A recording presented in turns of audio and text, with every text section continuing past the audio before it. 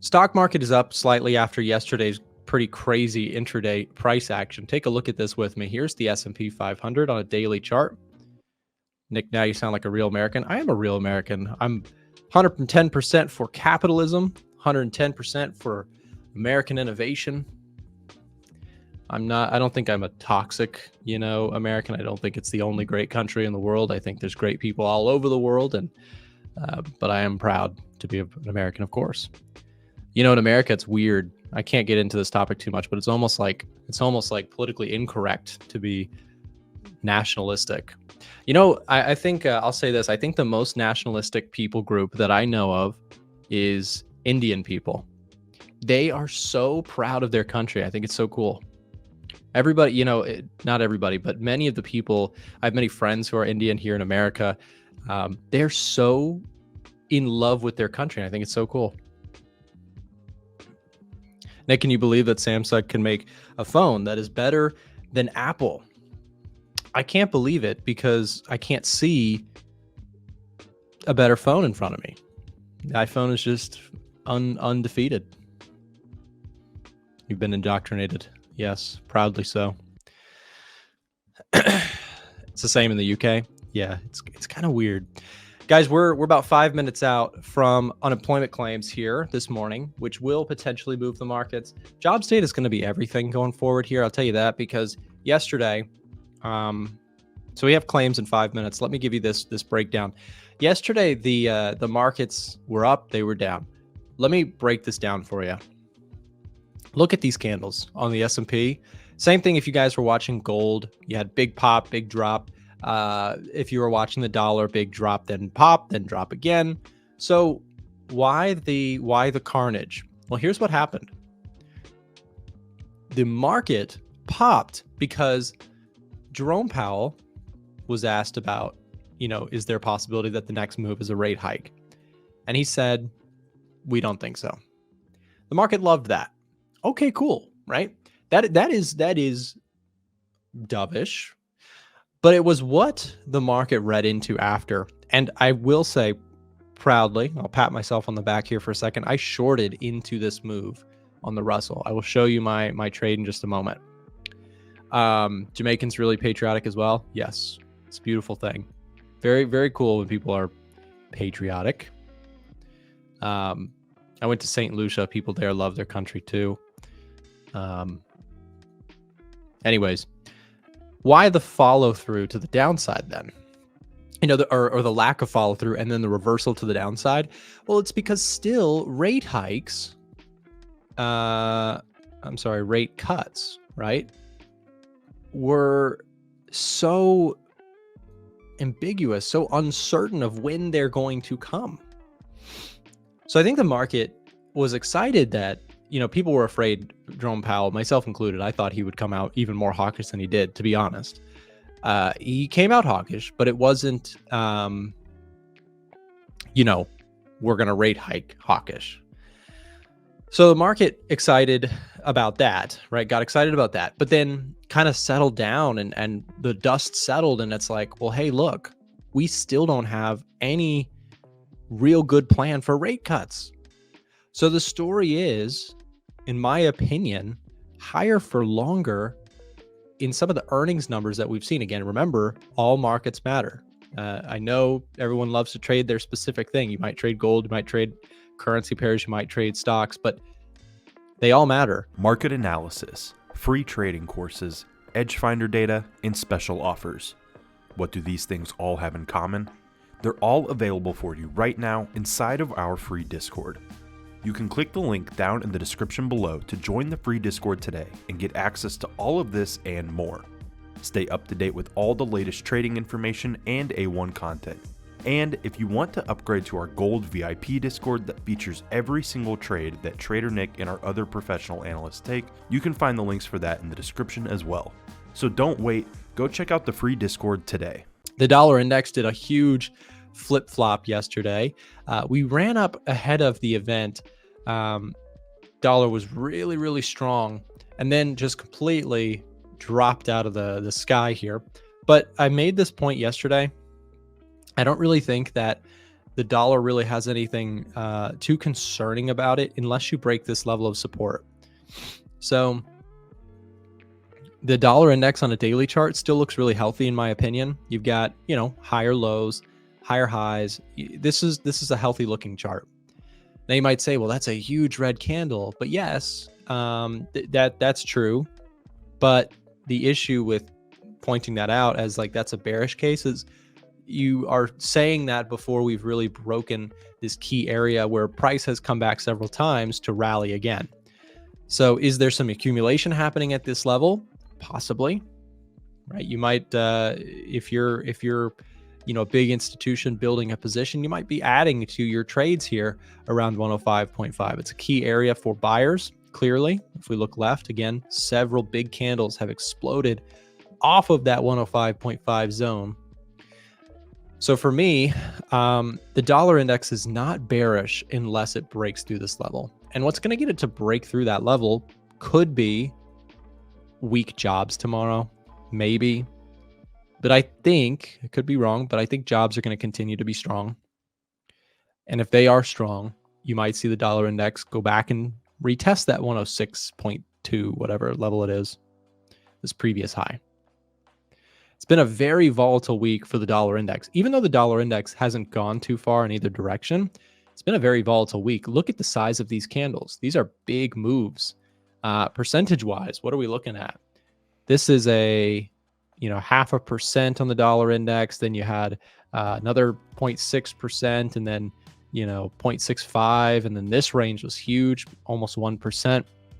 I know that's not that big if you're a stock index person, or if you trade individual stocks, that's not a very big move. But for the entire dollar index, that's pretty big.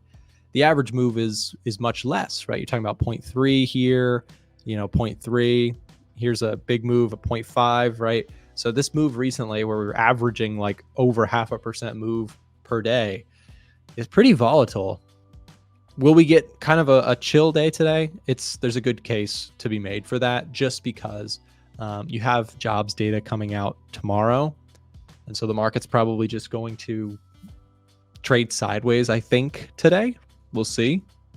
You never know. These days, things are so volatile. Something could change on that note. Let's take a quick look at gold here. So again, the dollar strength, the inverse correlation between gold and dollar has really confused a lot of people. But remember that the dollar index trades relative to its peers. I've made this point many times, but bear with me. The dollar index trades based on its peers. If the euro is doing well or the pound is doing well, the dollar is going to be negatively impacted by that. So it's not always the case that dollar up, gold down, dollar down, gold up. It's not always exactly like that. It's really related to the other major currencies. Because if all major currencies are deteriorating quickly, gold can go up. But if all major currencies are deteriorating, most likely the dollar index is actually going to be going up as a safe haven relative to its peers, right? So that's when you can get gold and the dollar moving up together. Doesn't happen that often, but it does happen sometimes. What is your view on US 30 seasonally? I will tell you that right now. Let's do month of the year trends. James did a really good video. For those of you who are following us on A1 Trading, James did a really good month of May seasonality video. So if we take a look at the Dow Jones US 30 here, the Dow Jones for the month of May is expected to actually rise on a 10-year look-back period. The average performance in the month of May is 0.86%. It's pretty good. So perhaps there's a bit of a bounce coming based on seasonal trends for US 30. One thing that I noticed about gold is that the expected move for May is very minimal. So you can see the expected move for May is 0.4% positive. For gold, last 10-year average, 0.4%. the last 5 years, a little bit more, 1.52%, but I like to look at the 10-year look back period a little bit more. So maybe a slight positive month for gold if you're just using seasonality data. And of course, seasonality data is very important stuff, but it's not the only thing we look at, right? It's one of a few indicators that we pay attention to. Dollar yen, this was a big drama story. It seems like there is some intervention coming from the Bank of Japan, though I still think we're in an uptrend. I still think the dollar looks good. And if it pulls back, this might be an opportunity, in my opinion, to continue to be a buyer on the dollar yen. I was mentioning this earlier on the dollar index. You've had these really crazy swings back and forth, but each day is accompanied with kind of a big, event, whether it be FOMC, whether it be PMI data. But today's a little bit of a breather day, perhaps a bit of sideways movement, as you're talking about, in anticipation for NFP, where we might get a little bit of a directional bias. Nico, what about you? Are you with the dollar index here? What are your thoughts on some of the crosses that you're watching? So yeah, I'm still pretty bullish on the dollar. I'm looking for opportunities that favor dollar strength. We've got a lot of consolidation, so price action hasn't been great, but I have mapped out some areas just underneath where we're trading around 105, this swing high here, which we broke through quite nicely. I'm looking to see maybe if we get a retest of it for then some more upside. So I'm kind of hoping for maybe some more dollar weakness for then some dollar bullishness later, maybe next week. But yeah, I'm very much a dollar bull. We've been printing these higher highs and higher lows on the daily chart. I'm looking to follow that along. So taking that information into pairs like Euro USD, we're doing the exact inverse of that. So I am looking at selling opportunities. I'm looking to see if Euro USD can get back to the high here, and then I'll be looking to short from this area here, targeting these lows. Same with pound USD. I was short pound USD on Monday, but unfortunately just got stopped out by a couple of pips before the market did drop. So I'm looking to see if I can get back into another position. I'll choose between the two, pound USD short, Euro USD short, of course, very similar trade. So I'll just pick between the two, whichever gives me the better opportunity. I think that might be pound. And dollar CAD as well. I'm looking for longs in dollar CAD. I'm looking at this zone currently breaking through. So I need to see how that 4H candle closes. But at the moment, not looking too good there for some longs. But yeah, my main focus is dollar pairs for now. Yeah, and I kind of am on the same boat with you in terms of the dollar index. I think it looks strong, and part of the reason that I actually shorted the Russell is, so the Russell is small cap stocks, and it's very sensitive to what the dollar does.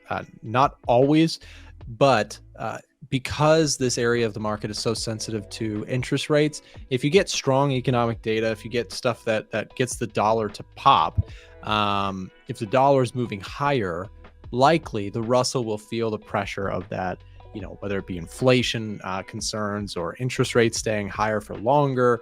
I'm in the same camp with you. I think from a fundamental perspective, I like it up, but I also, the technicals look really good. I think where I want to ask you about this too, Miko, while we're talking about this, what I've noticed is a lot of people will comment on videos and stuff and say, well, look, you had a huge red candle. But I think if you take a look at the daily chart here, though, you've got, as you mentioned right at the top of your little segue there, you talked about this is consolidation. Now, volatile, but still consolidating. Like, it's not broken anything. It's not, I would have expected FOMC to probably do, a movement that would have followed through one way or the other, but maybe that's waiting for NFP. And I think both of you guys seem just patient on a day like this. I think a lot of people, they get all, amped up on the Fed meeting yesterday, and they want to trade, they want to get in, make money right now. But really, maybe it's okay to just accept, don't make a bunch of mistakes today. Today is a waiting day for NFP. Is that fair, Miko? Is this just a normal, healthy pullback? I think the only thing for me is if it breaks that level, then we might have short-term bearishness on the dollar. Is that kind of same thesis? Yeah, very, very similar. I Yeah. mean, with the dollar, I think you just have to pick your moments. You can't try not to chase anything. You know, have a bias. If you have a bias, you don't necessarily have to. You might be neutral, but if you do have a bias, you just wait for the opportunities that fit that bias or fit that plan. And yeah, if I get what I'm looking for from the dollar, I'm looking at that support or this high here. Those are the two areas I'm looking to not buy dollar but sell Euro USD and other corresponding markets. If we start breaking through those levels, then I'll hold my hands up and see what happens next. But yeah, just being patient. Of course, we have NFP tomorrow, which will definitely be a big driver of the market. Yeah, if I don't get a position before then I'll see what happens after NFP and maybe plot some trades after. Fair enough. So Marco, I want to jump over to you again, go to our next topic of gold. But before you do gold, I'd love to just get your thoughts too on the dollar index, because right now you're really seeing no decisive direction. But what are your thoughts on the dollar index and gold? Sure. Let me take a look. So let's do the dollar index first. So on this 1 hour looks very flat and corrective. 4 hour, same story. I think I'm gonna need to bump it up to the daily. On the daily, yeah, I'm seeing a lot of big red candles. So some selling pressure, but overall kind of looks like Bitcoin maybe, you know, just you had the up move and now it's stalling, even breaking lower. Yep. So for me, I don't see much strength in this currently, especially on this 4 hour and 1 hour. This looks very flat and very corrective. I would be patient in this area. I would wait for the price to commit with an up move or a down move, basically breaking out of this flat structure, because I can definitely identify these extremes of the range. So I want to see it break out of the range. So that is for the DXY. And for gold, let's see that one. So gold, it has started to move down a bit lower. Let me see the daily first. Yeah, so I'm seeing this big red candle, this one as well. So some large selling pressure, but still it doesn't look as explosive as the move going up. So I don't see much selling pressure, but I would expect this to move down a bit more. On the 4 hour, yeah, I'm seeing some large bearish legs as well. And on the 1 hour, it's going to look pretty flat, isn't it? Yeah, it's kind of flat in this general area. So gold, my bias is for the price to go down, to be honest. Yeah. Just looking at the daily. Yeah. It's definitely lost its invincibility run that it had, the first few months of 2024. The recent push lower has also, I think, just to add a touch of fundamentals to the picture. Geopolitics are a real thing. People concerned about what's going on in the Middle East. That has quieted down a little bit. I don't want to say it's no longer a thing, because it's still a really tough situation in that part of the world. But in terms of taking the headlines by storm, it's really calmed down. So that's taken a little bit of the risk premium, I guess, that gold sometimes will get. And at the same time, the dollar strength is starting to weigh, I think, a little bit on gold, simply because, interest rates not being cut for a while is a negative for gold. That's not very helpful to the gold bullish story. That being said, Mika, I want to ask your thoughts on gold too, because I know we've talked about this before, and this is another testament to patience, because when it was ripping higher, it was hard not to, for me, I caught a lot of this move. I was really fortunate to be able to catch most of the move here, but I got stopped out or trailed out, I want to say like right around here. And then I watched it keep going. And during this time, I felt the urge, I felt the temptation to be like, I just need to get back in this thing. It's moving so hot. And here it is now. If you had done that, you've had a few weeks of just selling. So, the patience that you had when we talked about gold in the past about, there's still potential pullback plays at some point is probably paying dividends that you did not chase. And for people who also did not chase, they're probably really glad that they did not. Where are your thoughts with gold? Is this pullback just getting started, or are we finding a bottom here? I do think we'll be finding a bottom soon. I'm looking at upside. I think we probably see some intraday opportunities short, but longer term, I'm still very bullish. with gold and silver as well. I actually prefer silver a little bit better to gold, but yeah, very, very similar market. So I'm expecting more upside. I have marked out this zone here. I'm not too sure I have as big of a pullback to test that zone. I think we'll probably find our feet soon enough before that. But really what I'm looking for me to be looking to long gold, because there is no kind of big level apart from this one in this area in the middle of nowhere. So I want to see evidence that the market is breaking structure in terms of these highs here on the 4 hour. If you can start doing that, fantastic. Then I can be looking for some long to take it higher. And that's when I'll look to jump into some buys. Marco, what are your thoughts on any of them, S&P, NASDAQ, or the Dow? What are you looking at, or what are you seeing on those? So for the S&P, 1 hour looks pretty flat and corrective. 4 hour, sort of a similar story. I'm seeing some large bearish pressure in this leg, but I think the daily is going to paint the best picture. And the daily is, for me, still going down. So this is kind of correcting. I think we're not going to get a reversal from this bearish momentum. I think this is just a small pause before the price keeps dropping. So I would expect more downside on the S&P. And we had a big rally going up, so the correction can be a bit larger. I don't think this is the whole correction from this whole large rally going up. I think it's going to look more something like this, right? Yeah, I think that's a fair, and that ended up being about a 10 to 15% pullback during that late part of 2023. Before that, it was pretty much a straight shot throughout the year, and then you had it was about a 10% pullback here, or correction on the S&P. I think it's appropriate that we could see something similar. We'll have to just keep waiting and seeing. What do you think, Miko, in terms of the indices? A lot of drama yesterday with Powell's speaking and all of the chaos that ensued after that. I'd be curious what your thoughts are on the daily chart too, because as Marco was looking at that, I was wondering if this is looking like a potential engulfing candle, and whether or not is that going to follow through and retest these lows. What do you think on S&P? Yeah, I mean, I have a similar outlook to Marco. I'm very much longer term bull of this one, because I'm keeping in mind this massive swing here. So even if we do start dropping, taking out lows, I do think eventually we are going to start pushing back up again. So viewing this as a pullback until proven otherwise, basically. But yeah, we are still quite corrective. Normally you want to see a bit more life come back into the market if this is going to be our next high low. We are still quite corrective, and you can see that on the 4H as well. Still seeing some strong bearish moves there, which is not the best sign. So if this is going to be the low, I need to see some strength coming back into the market, and then there could be some nice pullbacks after. But yeah, I wouldn't be surprised to see another push to the low, even breaking through the low as well, before maybe we do push up. But yeah, I still do see a lot more upside.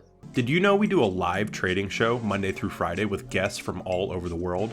To get notified when we go live, click the bell button next to the subscribe button, or check in at 9:30 a.m. Eastern Time. We have helpful, free content in the description below and on our website, a1trading.com.